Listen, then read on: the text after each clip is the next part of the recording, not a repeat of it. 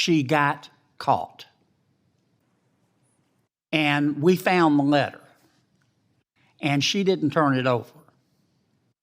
And during committee, instead of saying, yeah, I signed the letter and I shouldn't have done it, I don't believe that.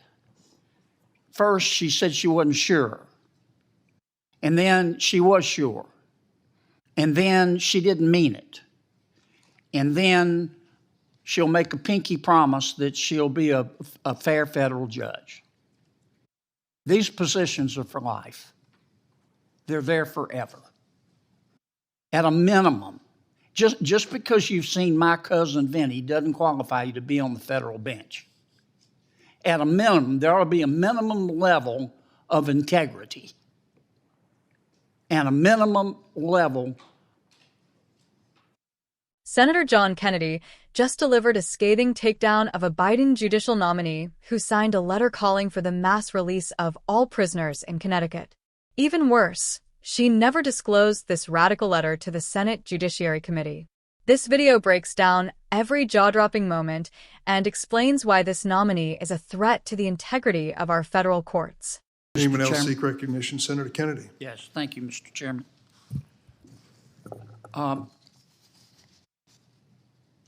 Ms. Russell sent a letter to the governor of Connecticut during the pandemic. Here's what she said, quote, "As they stand, prisons and jails are detrimental to public health and human rights and disproportionately harm marginalized communities, including Black, brown, indigenous, and other communities of color, immigrants, people with mental illness, people with disabilities, people in the LGBTQ plus community, people who use drugs, people engaged in sex work and street economies, and people experiencing houselessness and poverty." Then she went on to request the governor to immediately release everybody in jail in Connecticut. It's unclear to me whether she was talking about just during the pandemic or on a permanent basis. Then she goes on to tell the governor of Connecticut to stop putting people in jail. And it's still unclear to me whether she meant just for the duration of the pandemic or on an extended basis. And on top of all of that, the cherry on top, she didn't turn the letter over to the committee. I don't know why she didn't. Perhaps she thought, I'm not saying this is the case, she thought we wouldn't find it. It took about 7.3 minutes on Google to find it. Now, this is America. Ms. Russell has a constitutional right to believe in these things and to say those things. She does not have a constitutional right to be a federal judge. And she's not qualified to be a federal judge if those are her beliefs. How can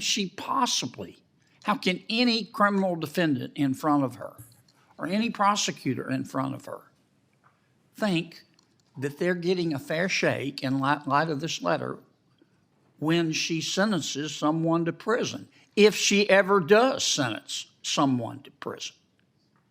It's just simply breathtaking.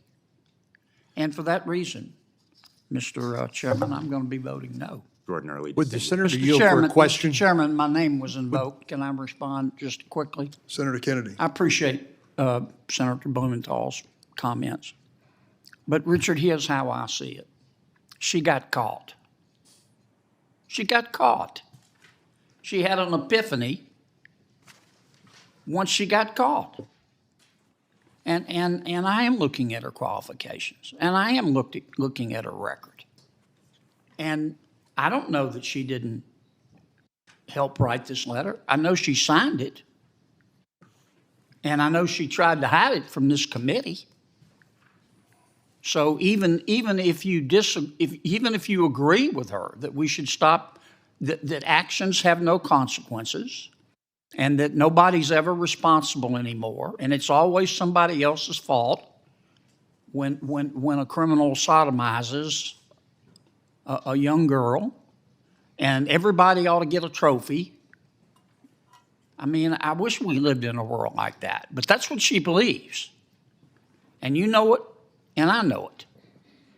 And she has recanted after she got caught, and she got caught because she didn't turn it over to us, for God's sakes. Senator, we had to find it on our own. Shame on her. And every single time when she has got to, on the federal bench, she has got to sentence a criminal defendant, this is going to be grounds for appeal. For God's sakes, does the rule of law mean nothing? The Senator yield for a question? Certainly I do, Senator, and I apologize for not yielding. No, that's, Senator. Chair recognizes Senator Cornyn. Thank you for yielding for the question. Is the senator from Louisiana familiar with a concept called confirmation conversion? Kind of like a death I would like to hear conversion. more about it, Senator. Well, I'd just be interested, how can you reconcile the letter with what Senator Blumenthal, the senator from Connecticut, read as her disavowal of the letter? Did she express regret, or that she had misspoken, or that she now, on second thought, had different ideas?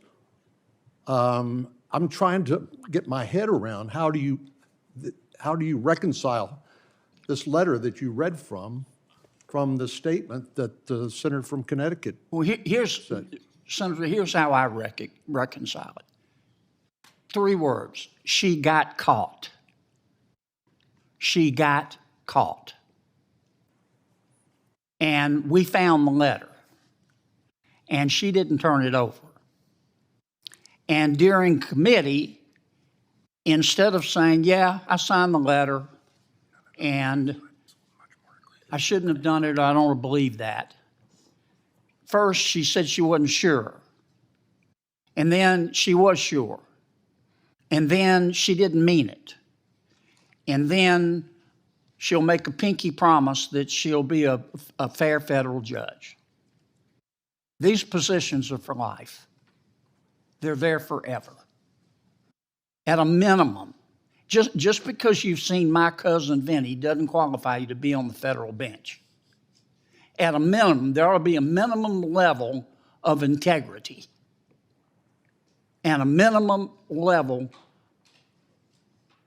of adherence to the rule of law.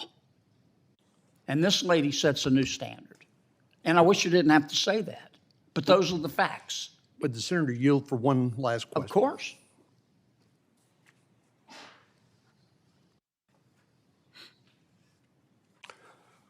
Are you familiar with the fact that all federal judges are subject to a code of judicial conduct? Yes, sir. That would be all federal judges, correct? Yes, sir. Including members of the United States Supreme Court. Yes, sir. And is the senator aware of the fact that that code of judicial conduct that applies to all federal judges was actually promulgated in 1919? Yes, sir. I understand that's the case. And I'm trying to reconcile the chairman's statement that this code of judicial conduct that applies to the Supreme Court specifically, that was issued on November the 13th, that was the first time that members of the Supreme Court were subject to a code of judicial conduct. Isn't it the fact that the code of judicial conduct that applied to all federal judges applied to them as well? Yes, sir. And one of those, how can a litigant, a citizen accused of a crime, somebody who goes to court to seek vindication for a wrong done to them, how can they have any confidence whatsoever in a judge that won't tell the truth? They can't. And shame on us for allowing someone like that to get on the federal bench. Now, we've talked a little bit about judicial independence here. I think I agree with those people over time, over the last 230 years or so, who've said that the independence of the judiciary in the United States is a single most distinguishing feature of our form of government. Because ultimately, people are going to be held accountable, and not for political reasons, not because of their unpopular point of view, but because a judge in some court, perhaps with an appeal to an intermediate court and maybe the Supreme Court, has said, you were wrong and the other side was right. But we also said that these judges should be independent of politics. That's why they get lifetime appointments. That's why the Constitution says their salary cannot be diminished while they serve in office. So what recourse does a litigant, a citizen accused of a crime, or the prosecutor who's representing the state or perhaps the United States, what recourse do they have against somebody who's confirmed as a federal judge who won't tell the truth?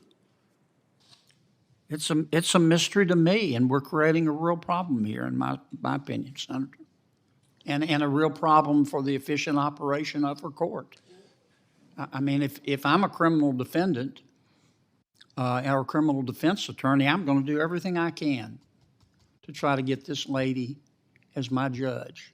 And if I'm a prosecutor, I'm going to try to avoid her, and I think this letter may very well be grounds for appeal in every single solitary case. I mean, she says it here. Big as Dallas. I don't believe in putting people in jail. If they're part of this particular group that she deems virtuous. Now, if you're not in her group of people that she deems underprivileged and virtuous, you're really at risk, apparently. But if you can fit yourself into,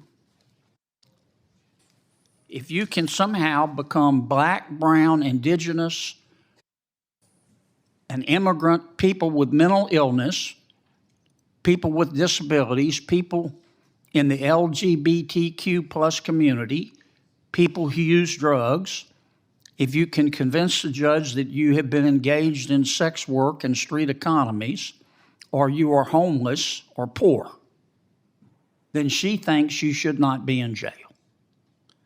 I've heard it said that the single most powerful public official in the United States is a individual federal judge. Have you heard that? Yes, sir. I think that's. And what recourse does Congress have to a federal judge who blatantly disregards their obligations under the law? Do we have the authority to force them to recuse or disqualify them? Isn't it fact that given the constitutional independence of the judiciary, the sole recourse that Congress has, I'm not talking about the litigants, that Congress would have would be to impeach, for the House to impeach and the Senate to convict them in a court of impeachment. Isn't that right?